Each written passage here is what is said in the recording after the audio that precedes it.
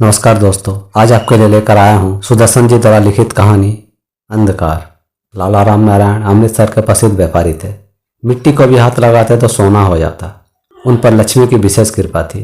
उनकी दो दुकानें थीं, एक कपड़े की, दूसरी अंग्रेजी दवाइयों की। उन्हें दोनों से मुनाफा होता था। किसी वस्तु का टोटा न था। भगवान ने सब कुछ दिया था, मगर कुछ भी ना था। उनके लड़कियां कई थी, लड़का एक भी ना था। यह पुत्र अभाव उन्हें खाया जाता था। हर समय उदास रहते थे। बाहर जाकर तो कदाचित हंस बोल भी लेते, पर घर में आते ही उनकी आंखें अग्निमय हो जाती थी। पार्वती समझती थी, इसमें मेरा कोई दोष नहीं। अब लड़के लड़कियां पैदा करना किसी के अपने बस की बात थोड़ी ही है, परंतु इस पर भी उसमें इतना साहस ना था कि पति के सामने मुस्कुराते हुए खड़ी हो जाए। वह घर में आते थे तो थर थर कांपती रहती कि कहीं गरज न उठे। सोचती, मेरे ही भाग्य में आग लगी है, इसमें किसी का दोष नहीं। लोगों के यहाँ कई लड़के पैदा होते हैं, पत्थरों के लिए मैं ही रह गई हूँ। सास कहती, मेरे मोती जैसे बेटे को अभागिन मिल गई। चेहरा कैसा दमकता था, जैसे अनार का लाल दाना हो। पर अब वह बात ही नहीं। ना होठों पर वह मुस्कान है, ना आंखों में ज्योति। देह पहले से आधी भी नहीं रही, अंदर ही अंदर घुल जाता है। राम नारायण यहाँ सारी बातें सुनते तो और भी दुखी हो जाते। कहते, माँ तुम ऐसी बातें ना क्या करो। जो वस्तु भाग्य में ना लिखी हो उसके लिए रोना निष्फल है। मैंने समझ लिया है, हमारे वंश का नाम निशान मिट कर रहेगा। हमारे भाग्य में पुत्र सुख नहीं लिखा। तुम कुड़ती हो, मुझे रोना आता है। पार्वती यह बातें सुनती तो उसके दिल में तीर चुभ जाते। पहरों रोती और पार्वती को गालियां देती रहती। वह भगवान घर में आई थी, पर अभागन बनकर, जैसे खीर के थाल में लाल मिर्च पड़ जाए। उसे और सारे सुख थे, एक यही न था। उसने इलाज किया, साधु संत से भस्म की चुटकी ली, व्रत रखे मगर भाग्य रेखा न बदली। यहाँ तक कि कई वर्ष बीत गए, परंतु पार्वती की आशा अंक पुत्रमणि से ना भरा। लड़कियां 4 थी, लड़का एक भी ना था। एक दिन गली में एक ज्योतिषी आया। बच्चों के लिए रीछ और स्त्रियों के लिए ज्योतिषी दोनों समान है। स्त्रियों का तमाशा हाथ लग गया, बढ़ चलकर हाथ दिखाने लगी। ज्योतिषी बातें बनाता था, पैसे बटोरता था। कैसा अच्छा व्यापार है, किसी का माल नहीं बिकता, किसी की बातें बिकती है। स्त्रियां पैसे देती थी और हंसती थी, मगर पार्वती घर बैठे अपने दुर्भाग्य को रो रही थी। इतने में उसकी सास ने कहा, पार्वती जरा इधर आकर तू भी पंडित जी को हाथ दिखा ले। पार्वती ने निराश भाव से उत्तर दिया, हाथ दिखाने से क्या होगा, मगर हर्ज ही क्या है, दिखा ले। पार्वती का जीना चाहता था कि हाथ दिखाए, परंतु सास के भय से उसने उठकर हाथ ज्योतिषी के सामने कर दिया। सब स्त्रियां चुपचाप खड़ी हो गई। यह हस्त निरीक्षण न था, भाग्य निरीक्षण था। ज्योतिषी ने हाथ की रेखाओं को देखा और कहा, तुम्हारे मन में हमेशा कलेश रहता है। पार्वती की सास ने सिर हिलाकर कहा, ठीक है पंडित जी। ज्योतिषी, पर यह क्लेश मन का है, शरीर का नहीं। सास, यह भी सच है। ज्योतिषी, इसके कन्याएं होती है, लड़का नहीं होता। स्त्रियों ने कहा, देखा यह विद्या की बातें हैं। जो 4 अक्षर पढ़ जाते हैं वह कहते हैं ज्योतिष शास्त्र सब झूठ है। अब कहो सच बताया या नहीं। ज्योतिषी, इसका पति भी बहुत दुखी रहता है।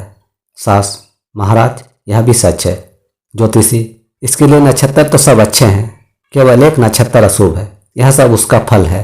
सास, महाराज तो अंतर्जामी है, अब यह देखें इसके भाग में बेटा है या नहीं। ज्योतिषी ने अच्छी तरह देखकर अंगुलियों पर हिसाब किया और उसके बाद शौक से सिर हिलाकर कहा, नहीं। उत्तर साधारण था, पर पार्वती का दिल दहल गया। उसकी देह से पसीना छूटने लगा, जैसे जीवन की सकल आशाएं और उमंगें प्रस्थान कर गई हो। उसने हतभागों की तरह भूमि की ओर देखा और रुक रुक कर पूछा, इसका कुछ उपाय भी है या नहीं। ज्योतिषी, उपाय तो है, परंतु बड़ा कठिन है। पार्वती, मैं सब कुछ कर लूंगी। ज्योतिषी, रात को शमशान में बैठकर जाप करना होगा, कर सकोगी। पार्वती का चेहरा फीका पड़ गया। आशा सामने आई थी, ओझल हो गई। पार्वती फिर उदास हो गई, जैसे कोई बाजी जीतते जीतते हार गई। ज्योतिषी, तुम उदास ना हो, तुम्हारी खातिर यह काम मैं कर दूंगा। भय बहुत है, सिद्धि के समय भूत सामने आकर खड़े हो जाते हैं। अनजान आदमी सहम कर मर जाए, परंतु भूत हमारा क्या बिगाड़ लेंगे। चाहे तो पल भर में भस्म कर दे, हमारे शब्दों में आग है। एक मंत्र पढ़े तो चिल्लाकर भाग निकले।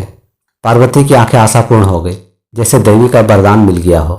सास का चेहरा आशा की आभा में लाल था। उसे विश्वास होगा कि अब जरूर लड़का होगा। करामाती पंडित रेत में मेक मार सकता है। ज्योतिषी जी की खातिर होने लगी। उसने जो कुछ मांगा वही दिया। पार्वती और उसकी सास ना करती थी।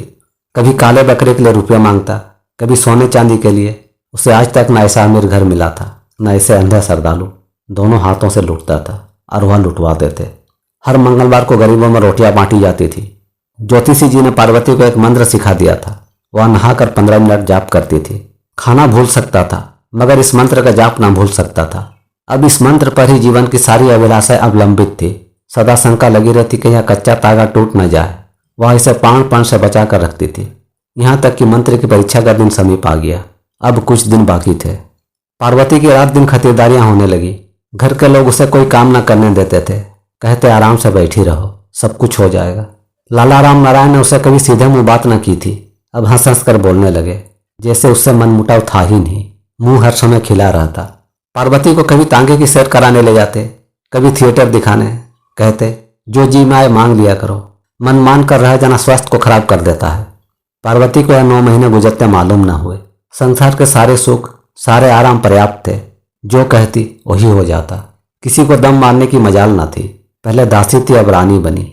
सास जो दिन रात हृदय व्यधि ताने मारती थी, अब ऊंची आवाज में बोलते हुए भी डरती थी। कहीं पार्वती क्रोध न कर बैठे, कहीं उसका जी न खराब हो जाए। पार्वती की ऐसी खातिर ऐसी खुशामद कभी न हुई। एक दिन राम नारायण बोले, ज्योतिषी कहता है 100 रुपये से एक भी पैसा कम न लूंगा। पार्वती, वह समय तो आ ले, देखा जाएगा।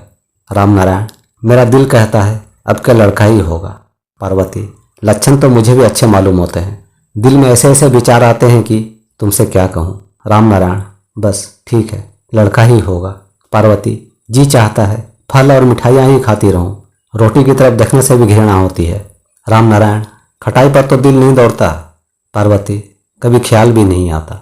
राम नारायण, जी कैसा रहता है। पार्वती, बहुत प्रश्न। पहले सदा उदासी छाई रहती थी, अब सुस्ती नाम को नहीं। जी चाहता है सारा दिन सैर किया करूं, ऐसी दशा मेरी आज तक कभी ना हुई थी। राम नारायण, मेरा दिल भी यही कहता है कि अब की जरूर लड़का ही होगा। पार्वती हंसकर, अगर लड़का हो तो मुझे क्या दोगे। राम नारायण, जो मांगोगी वही दूंगा, तुमसे बाहर थोड़े हूँ। पार्वती, हीरे का हार मंगवा दोगे। राम नारायण, अरे हीरे का हार। पार्वती, बस बस इतना ही देखना था, देख लिया। राम नारायण, तुम तो वकीलों की तरह झिरा करती हो। पार्वती, चलो रहने दो, मैं तुम्हारा दिल देखती थी। मुझे हार की क्या पड़ी है, तुम्हारी खुशी मिल जाए यही सब कुछ है। राम नारायण, मैं तुमसे कभी नाराज नहीं हुआ। पार्वती, क्यों झूठ बोलते हो, तुम्हारी तो आंखें ही बदल गई थी। मैं अनपढ़ हूँ पर अंधी नहीं हूँ, आंखें पहचानती हूँ। राम नारायण, तुम्हें धोखा हुआ होगा। पार्वती, खैर यह भी देखा जाएगा। इसी तरह 9 महीने बीत गए पर सब काला पहुंचा। राम नारायण बाहर बैठे घबराते थे। उनकी माँ अंदर घबराती थी। ज्यों ज्यों समय गुजरता जाता था उसकी उत्सुकता बढ़ती जाती थी। देखें क्या हो क्या ना हो। चेहरे का रंग क्षण क्षण में बदल रहा था, कभी आशा, कभी निराशा, कभी व्याकुलता। उनकी सकल इच्छाएं, समस्त उल्लास सारे उदार आंखों में आ बैठे थे। उनके जीवन का आधार अब केवल एक शब्द पर था। यह खेती एक छींटे की प्यासी थी, यह लता एक झोंके की भूखी थी। सहसा अंदर से नवजात बालक के रोने की आवाज आई। राम नारायण चौंक कर खड़े हो गए और सवेग अंदर को चले। वह अभी आंगन ही में पहुंचे थे कि माँ बाहर निकल आई। इस समय उसकी आंखों में आंसू थे, मुंह पर क्रोध, जैसे अग्नि की ज्वाला में पानी की बूंदें जल रही हो। राम नारायण के पांव वहीं रुक गए। अब उनमें आगे बढ़ने की शक्ति न थी।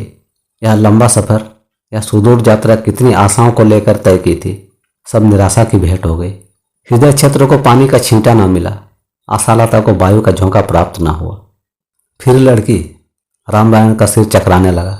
निराशा जब चरम सीमा पर पहुंच जाती है तो हमारी जीभ बंद हो जाती है। राम नारायण भी चुप हो गए।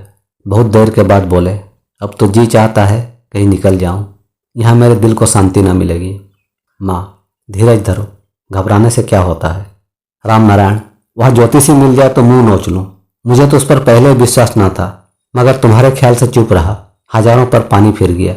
माँ, मुझे क्या पता था, धोखा ही धोखा है। राम नारायण, कहता था जाप करूंगा तो लड़का हो जाएगा। सब बहियात ढकोसले हैं, ऐसे महात्मा होते तो मांगते क्यों फिरते, घर बैठे पांव पुजवाते। माँ, बेटा जब अपने ही कर्मों में ना हो तो कोई क्या करे। आदमी तो बुरा ना था, जो बात थी खोल कर कह दी। सारा मोहल्ला वाह वाह करता था। एक यह बात झूठ निकली, बाकी सब सच निकला। राम नारायण, हमारे भाग ही खोटे हैं। अब मुझे आज्ञा दो, साधु होकर कहीं निकल जाऊं। घर में रहा तो पागल हो जाऊंगा। माँ, कैसी बातें मुंह से निकालते हो तुम। भाग तुम्हारे क्यों खोटे होने लगे। भाग उस अभागिनी के खोटे हैं जिस राज सिंहासन पर बैठकर भी आराम ना मिला। मेरी मानो तो अब दूसरा ब्याह कर लो, इससे लड़का ना होगा। बहुत बर्दाश्त किया, अब नहीं सहा जाता। राम नारायण, मैं मर जाऊंगा पर यह ना करूंगा। मैं आदमी हूँ, राक्षस नहीं हूँ। माँ, अरे मैं इसे घर से निकाल देने को थोड़ा कहती हूँ, यह भी पड़ी रहेगी। लोग दूसरा ब्याह लड़के के लिए करते हैं, शौक के लिए नहीं कहते। अगर इससे लड़का हो जाता तो हमारा क्या सिर फिरा हुआ था। राम नारायण, अब जो प्रारब्ध में ही ना हो तो क्या किया जाए। माँ, इसलिए तो कहती हूँ दूसरा ब्याह कर लो, परमेश्वर कृपा करेगा। यह बातचीत पार्वती ने स्वर्ग गृह में लेटे लेटे सुनी। वह पहले ही मर रही थी। यह बातचीत सुनकर और भी मर गई। उसे विश्वास हो गया कि यह ब्याह कभी न रुकेगा। आने वाले दिन आंखों तले फिर गए। सोचने लगी क्या होगा, अभी यह हाल है तो ब्याह के बाद क्या होगा। सभी दुत्कारेंगे, सब नई बहू को पूछेंगे, मुझे कोई भी ना पूछेगा।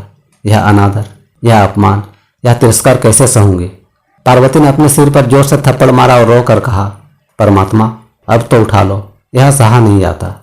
हम रोते हैं इसलिए कि दूसरे हमें चुप कराएं, इसलिए नहीं कि हमें और भी रुलाएं। पार्वती इसी ख्याल से रोई थी।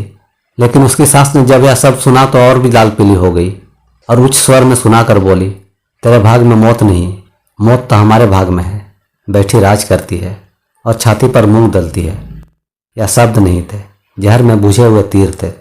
पार्वती की आंखें अग्निमय हो गई। उसकी सारी देह जलने लगी।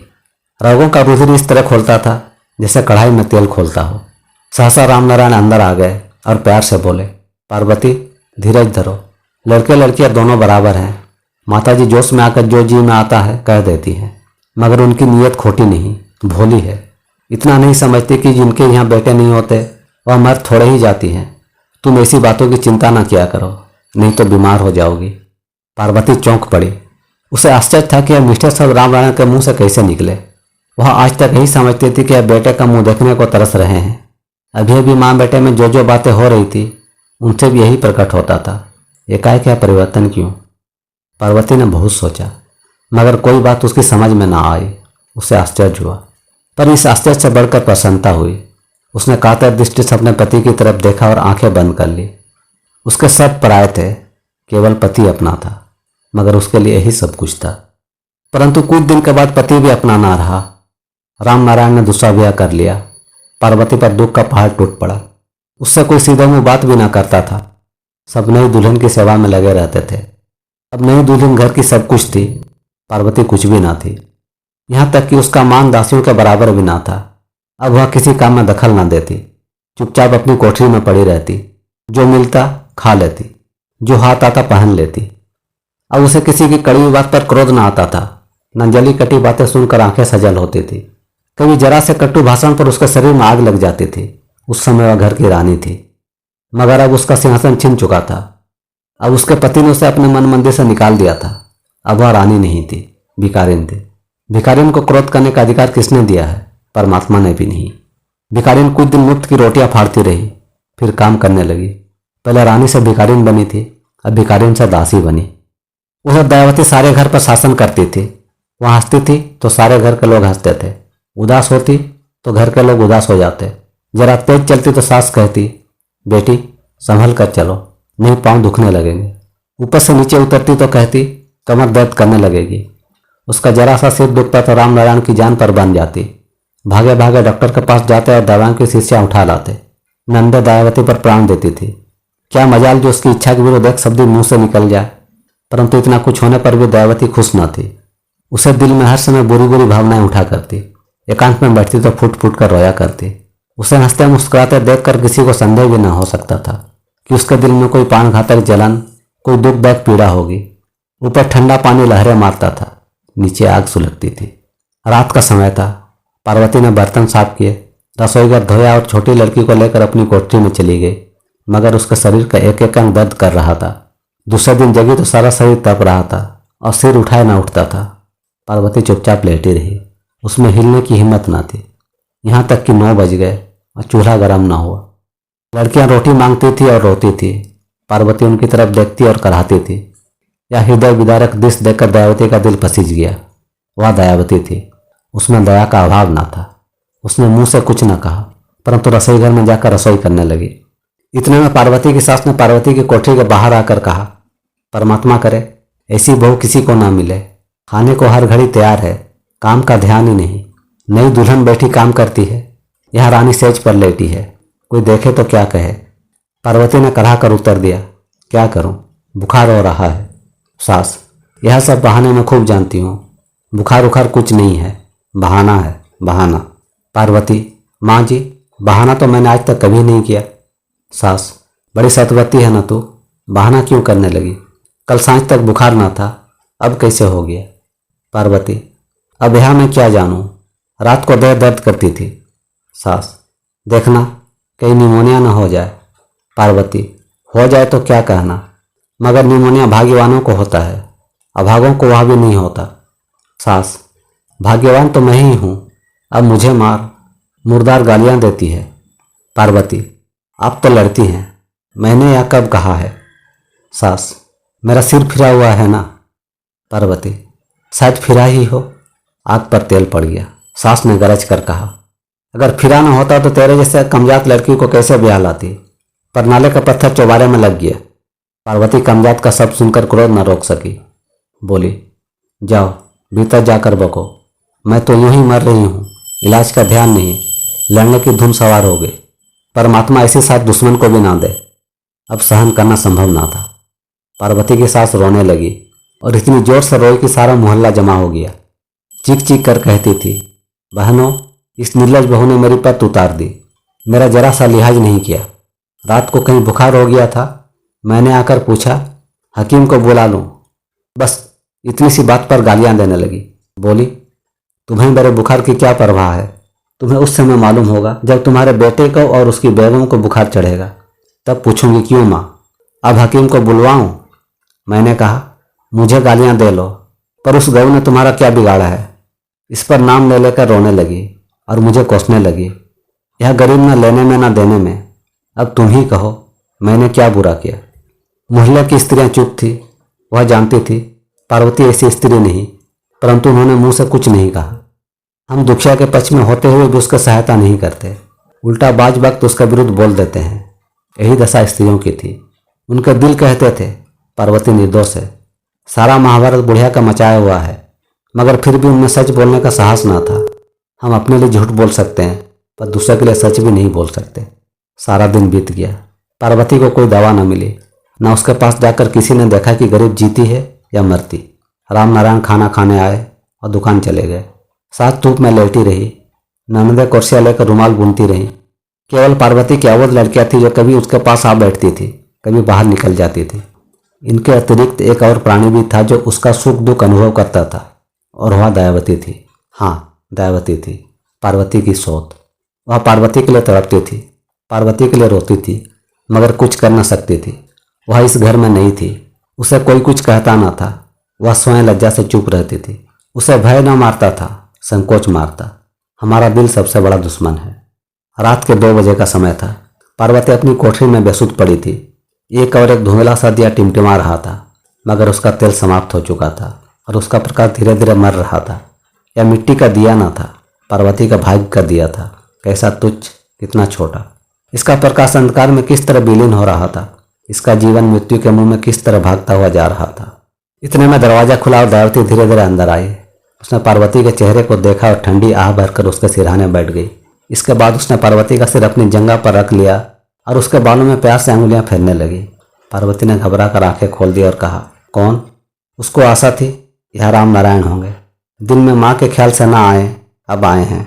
अपना फिर भी अपना है, पराया कैसे हो जाएगा। मगर मुंह मोड़कर देखा तो सन्नाटे में आ गई। यह राम नारायण ना थे, दयावती थी। पार्वती की आंखों में पानी आ गया। उसने एक क्षण तक दयावती के मुंह की तरफ ताका और फिर उसके गले से लिपट गई। उसने जिन्हें अपना समझा था वह पराये निकले, मगर जो पराया था वह अपना बन गया। दुनिया के रास्ते कैसे निराले, कितने अद्भुत हैं। दयावती ने पार्वती को चारपाई पर लिटाकर कहा, कोई दवा नहीं खाई? पार्वती, नहीं, मेरी परवाह किसे है जो दवा खाऊं। दयावती, तो बुखार कैसे उतरेगा? पार्वती, भगवान उतार देगा। दयावती, नहीं, तुम्हें दवा खानी होगी। इस घर के आदमी सभी राक्षस हैं। बहन, तुम्हें विश्वास न होगा, मैं तुम्हारे लिए सारा दिन कुड़ती रहती हूँ। तुम्हारे साथ शक्ति होती है तो मेरा दिल रोने लगता है। जी चाहता है तुम्हारे गले से लिपट जाऊं, पर घर वालों का ख्याल रास्ते में खड़ा हो जाता है। सोचती हूँ क्या कहेंगे, सौ बातें बनाएंगे, मगर अब यह बेपरवाही ना होगी। पार्वती ने धुंधले दिए की तरफ देखते हुए कहा, बहन, अब तो जी चाहता है कुछ खाकर सो रहूं। सब कुछ देख लिया और क्या देखूंगी। अब यह अधोगति नहीं सही जाती। अब तो मौत ही आ जाए। दयावती, अधीर क्यों होती हो? यह दिन भी गुजर जाएंगे। पार्वती, पर अवध में यहाँ लिखा है, यह मालूम न था। मालूम होता तो जोगिन बन जाती। दयावती, जोगिन बनना इतना आसान होता तो आज संसार में चारों तरफ जोगिने ही जोगिने नजर आती। पार्वती, आज का हाल तो तुमने स्वयं देख लिया होगा। बताओ मेरा क्या दोष है? दयावती, खूब देख लिया। जायती सारी उसकी है, तुम्हारा दोष नहीं है। इसे सारा जहान जानता है। पार्वती कहने लगी, गालियां देती है। दयावती, अब लड़कियां होती है तो इसमें तुम्हारा क्या दोष? यह कोई अपने बस की बात थोड़ी ही है। पार्वती, यह तो समझते हैं कि यह जानबूझकर लड़कियां जनती है। दयावती, आदमी को कुछ तो सोचना समझना भी चाहिए। पार्वती, जब देखो तने रहते हैं। दयावती, और तुम्हारा कोई दोष नहीं। पार्वती, जीना दुभर हो गया, हर समय सहमी रहती हूँ। दयावती, पर मेरी तरफ से मन साफ कर लो, मैं तुम्हें बड़ी समझती हूँ। पार्वती, मेरा मन तुमसे पहले ही साफ है। दयावती, मेरे कारण तुम्हें जरा भी कष्ट ना होगा। पार्वती ने दयावती को गले लगा लिया और स्नेहपूर्ण स्वर में कहा, तूने मुझे बचा लिया। मैं समझती थी इस घर में मेरे दुश्मन ही दुश्मन है, हित चिंतक कोई नहीं, परंतु तूने मेरा विचार बदल दिया। अब मुझे इतनी शांति है कि कम से कम मुझे तू तो बेगुनाह समझती है। सहसा दिया बुझ गया, चारों तरफ अंधकार फैल गया। इस अंधकार में पार्वती और दयावती दोनों छिप गई। क्या उनके भाग्य का दिया भी बुझ गया? पार्वती महीना भर बीमार रही। दयावती ने सेवा शुश्रूषा में दिन रात एक कर दिया। उसे हर समय वही चिंता रहती थी कि पार्वती किसी तरह बच जाए। वह उसके सिरहाने से न उठती, नियत समय पर दवा देती, समय पर दूध। रात को सोते सोते चौंक उठती और उसे देखती कि सोती है या जागती है। ऐसी चिंता, ऐसी व्याग्रता, ऐसी उत्सुकता से किसी माँ ने अपने बच्चे का इलाज भी कम किया होगा। उसे सास समझाती थी, पति रोकता था, मगर वह किसी की न सुनती थी। कहती, इसकी सेवा मैं करूंगी, यह दुखिया है, इसके मन मंदिर में प्रेम की ज्योत जलती है, इसने मेरा मन मोह लिया है। पार्वती की लड़कियां दयावती की आवाज़ सुनती तो उसकी तबीयत हरी हो जाती और इस तरह लपक कर आती जैसे वह उनकी माँ हो। उनके रहने सहने का, खाने पीने का सब प्रबंध वही करती थी। यह स्वर्गीय प्रेम, यह विशुद्ध निर्मल पवित्र दृश्य देखकर सारा मोहल्ला चकित था। ऐसी उदारता, ऐसी श्रद्धा, ऐसी प्रीति इस वक्त में संसार में, इस देशपूर्ण दुनिया में उन्होंने पहले न देखी थी। सोत को देखकर स्त्री के शरीर में आग लग जाती है। उसकी आंखों में क्रोध की चिंगारियां निकलने लगती है। यहाँ वही सोत की सेवा करती थी। यह प्रेम कितना महान, कितना स्वच्छ था। इसमें आत्मसमर्पण था, विषय वासना न थी, सेवा का शौक था, फल की इच्छा न थी। यह पति पत्नी का प्रेम न था, दो महिलाओं का स्नेह था। यह दो सोतों का प्यार न था, दो सखियों की प्रीति थी। धीरे धीरे पार्वती की देह में ताकत आना लगी। दयावती ऐसी खुश थी जैसे कोई राज्य जीत लिया हो। अब वह दो सखियां थी, सारा दिन एक जगह बैठी रहती और बातें करती। दयावती सोचती, यह दुखिया है, इससे अन्याय हो रहा है। पार्वती सोचती, मेरी सोच है तो क्या हुआ, पर इसका दिल प्रेम का सागर है, मुझे देखकर खुश हो जाती है। मेल ने दोनों का प्रेम सूत्र में बांध दिया। कुछ देर सखियां बनी रही, फिर बहनें बन गई। पार्वती से सास का व्यवहार वैसे ही कठोर था, परंतु रामनारायण कभी कभी हंसकर भी बोल लेते थे और दयावती सबकी आंखों की पुतली थी। इसी तरह एक वर्ष बीत गया। पार्वती कुछ महीनों के लिए मायके गई। लौटी तो दयावती की अवस्था ही और थी। न गालों पर वह मोहिनी थी, न आंखों में वह जादू। ऐसा मालूम होता था जैसे दयावती और दयावती ही नहीं। पार्वती 16 साल की सुकुमारी को छोड़ गई थी, अब उसे 40 साल की बुढ़िया मिली। पार्वती पर वज्राघात हुआ। उसने दयावती का हाथ पकड़ा और उसे एकांत में ले गई। वहां जाते ही बोली, यह तुझे क्या हो गया? दयावती, हुआ तो कुछ भी नहीं। पार्वती, पहचानी नहीं जाती, तेरी सूरत ही बदल गई। दयावती, चल झूठी, मुझे छेड़ती है, तेरी आंखें बदल गई होगी। पार्वती, गालियां देती है, जवान भी बदल गई। दयावती, अब तुमसे बातों की बाजी में तो मैं कभी ना जीतूंगी। पार्वती, अच्छा तो ठीक ठीक बता दे, छिपाने से कुछ ना होगा। दयावती, तुम्हारे वहम का इलाज कौन करे? पार्वती, सास से लड़ाई तो नहीं हुई? दयावती, बिल्कुल नहीं, वह मुझे माँ से ज़्यादा चाहती है। पार्वती, उनसे झगड़ा हो गया है? दयावती, वह ऐसे आदमी ही नहीं। पार्वती, बीमार रही है क्या? दयावती हंसकर, हाँ, बुखार चढ़ता रहा है। पार्वती, तो मालूम हुआ, मुझसे छिपाती है, अब न पूछूंगी। दयावती रोने लगी। उसका ऐसा मालूम हुआ कि उसके शरीर को तोड़कर प्राण पंछी बाहर निकल जाएगा। सिसकियां भरते हुए बोली, बहन, मुझे कोई रोग नहीं है, मुझसे किसी ने दुर्व्यवहार नहीं किया, मुझे चिंता रोग खा रहा है। मुझे भय हो रहा है कि यह आदर, प्यार, आनंद के दिन कुछ ही दिनों के मेहमान है। इस सावन की धूप पर कोई विश्वास नहीं, इसकी आयु बहुत थोड़ी है। आज मुझे सब सिर आंखों पर बिठाते हैं, लेकिन यह मान, यह सत्कार मेरे लिए नहीं, लड़के के लिए है। उनको लड़के की चाह ने दीवाना बना रखा है। सोचती हूँ अगर मेरी भी लड़की हो गई तो फिर क्या होगा। सबकी आंखें बदल जाएगी। यह चिंता है जो मुझे अंदर ही अंदर खा रही है। मैं इस दुख से घुली ही जा रही हूँ और मुझे विश्वास हो गया है कि मेरी लड़की ही होगी और मैं ना बचूंगी। यह कहकर दयावती रोने लगी। पार्वती के शरीर के रोंगटे खड़े हो गए। उसके मुंह से कुछ न निकला, एक शब्द भी नहीं, ना हाँ ना ना। उसने दयावती का सिर खींचकर अपने गले से लगा लिया और रोने लगी। मगर उसका दिल कह रहा था, अगर तू मरी तो मैं भी जीती ना रहूंगी। आखिर वह दिन आ गया जिसकी सबको प्रतीक्षा थी। राम नारायण ने दोनों बहनों को बुला भेजा था। एक दाई रखी, एक लेडी डॉक्टर। खाना बनाने के लिए एक स्त्री अलग थी। लेडी डॉक्टर ने कह दिया था लड़का होगा। राम नारायण ऐसे खुश थे जैसे किसी भिखारी को राज सिंहासन मिल जाए। उछलते फिरते थे, उनके पांव धरती पर ना पड़ते थे। नौकरों से कहा इनाम मिलेगा, मोहल्ले वालों से कहा मिठाई बांटेंगे। इष्ट मित्रों से भोजन देने की प्रतीक्षा थी। संध्या के समय था। राम नारायण के घर में स्त्रियां दौड़ती फिरती थी, कानों पर आवाज सुनाई न देती थी। लेडी डॉक्टर सख्ती के साथ हुक्म देती थी और लड़ती थी, मगर कोई बुरा ना मानता था। कहीं गर्म पानी पड़ा था, कहीं रुई के फाहे कतरे जा रहे थे। पार्वती उड़ी फिरती थी, दिल में प्रार्थना करती थी कि दयावती को लड़का हो, लड़की ना हो। अगर लड़की हुई तो हम दोनों की मौत है। अब तो केवल मैं ही अभागन हूँ, फिर दयावती को भी ना पूछेगा। अभी उसकी खातिर कभी कभी मेरी भी सूद ले लेता है, फिर यह बात भी ना रहेगी। राम नारायण दरवाजे पर बैठे माला फेरते थे और प्रार्थना करते थे कि प्रभु यह नैया पार लगा दे। कभी कभी यह विचार आता कि पार्वती से अन्याय हुआ है, लड़का हो जाए तो उसके साथ जरा सख्ती ना करूं। ऐसी एकाग्रता, ऐसी लगन, ऐसी श्रद्धा से उन्होंने कभी प्रार्थना न की थी। संकट हमें परमात्मा का भक्त बना देता है। वैभव में परमात्मा का कभी ध्यान ही नहीं आता। एकाएक अंदर से कुछ आवाजें आई। राम नारायण ने माना के मन के जोश जोश से फेरने शुरू कर दिए। घबराए हुए कहते थे, परमात्मा कृपा करो, तुम्हारे बिना और किसी का सहारा नहीं। इतने में राम नारायण की माँ आकर दरवाजे पर खड़ी हो गई। राम नारायण ने कहा, क्या हुआ? माँ ने धीरे से जवाब दिया, लड़की। राम नारायण की उठती हुई उमंगे बैठ गई, जैसे कबूतर उड़ना चाह रहा और बाज को ऊपर मंडाते देखकर फिर वही बैठ जाता हो। उन्होंने माला धरती पर पटक दी और निराशा से इधर उधर टहलने लगे। किसी सेठ को अपना सर्वस्व लूट जाने पर इतना दुख ना होता।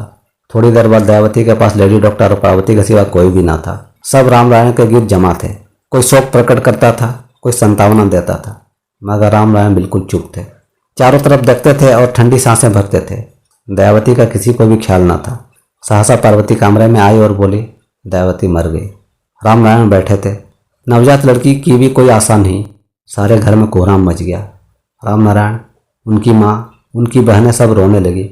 उनके अंतर्नाद से दुश्मनों के कलेजे भी छलनी होते थे। इस तरह रोती थी जैसे उनका लड़का मर गया हो। केवल पार्वती की आंख में पानी ना था। वह कहती थी, कैसे छलिए हैं, दिल में दया नहीं, आंख में आंसू है। परमात्मा करे ऐसे धोखेबाज की आंखें भी संतान न हो। दूसरे दिन दयावती और उसकी लड़की दोनों की अर्थी उठी। घर के सब लोग साथ थे, केवल पार्वती ना थी। उसे रात ही बुखार हो गया था। राम नारायण ने लड़कियों को उसके पास छोड़ दिया और समर्थी के साथ चले गए। दाह काज करके लौटे तो घर में पार्वती की लाश पड़ी थी और उसके पास उसकी अवोध कन्या बैठी फूट फूट कर रो रही थी। उसने दयावती से कहा था, एक साथ जिएगी, एक साथ मरेंगी। उसका वचन झूठा न निकला। वहाँ दाह क्रम के समय पछड़ गई थी, परंतु परलोक यात्रा में पीछे न रही। दोनों विपदाग्रस्त स्त्रियां एक ही दिन दुनिया से रवाना हुई। दोस्तों, अगर आपको यह कहानी पसंद आई हो तो लाइक, शेयर और कमेंट कीजिएगा और आगे भी इसी तरह की ढेर सारी वीडियो देखने के लिए चैनल को सब्सक्राइब जरूर कीजिएगा। धन्यवाद।